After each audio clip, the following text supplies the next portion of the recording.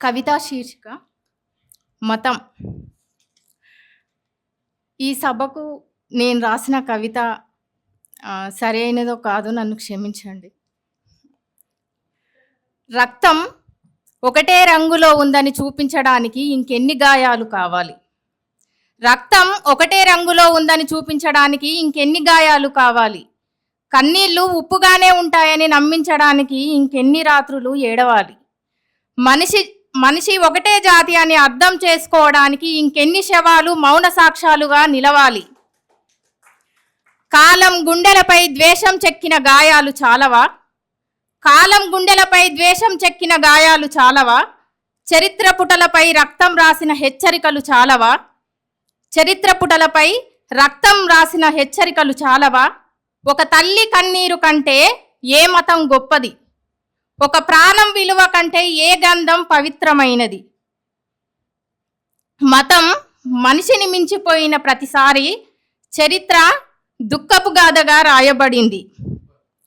మతం మనిషిని మించిపోయిన ప్రతిసారి చరిత్ర దుఃఖపు గాథగా రాయబడింది. ద్వేషం దేవుడి వస్త్రం ధరించిన ప్రతిసారి మానవత్వం శిలువపై వేలాడబడింది.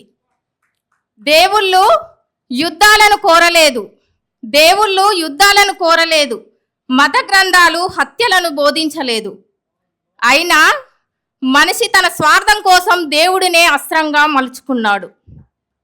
గుడి గోడల కన్నా మనసుల మధ్య నిలిచిన గోడలే ప్రమాదకరం. మసీదుల మినార్ల కన్నా ద్వేషపు అహంకారమే ఎత్తైనది. చర్చీల గంటల శబ్దాల కన్నా ఆకలితో విలపించే మనిషి కేకే పవిత్రమైనది. ప్రార్థనల కంటే ప్రాణాలకు విలువ తెలిసిన రోజున, జెండాల కంటే మనుషులు గొప్పవారని గ్రహించిన రోజున, మతాల కంటే మానవత్వం ఉన్నతమైనదని అర్థమైన రోజున నిజమైన నాగరికత జన్మిస్తుంది. మనిషిని విభజించే ప్రతి సిద్ధాంతం కంటే మనుషులను కలిపే మానవత్వమే ఈ భూమి చూసిన అతిపెద్ద విప్లవం. Thank you very much.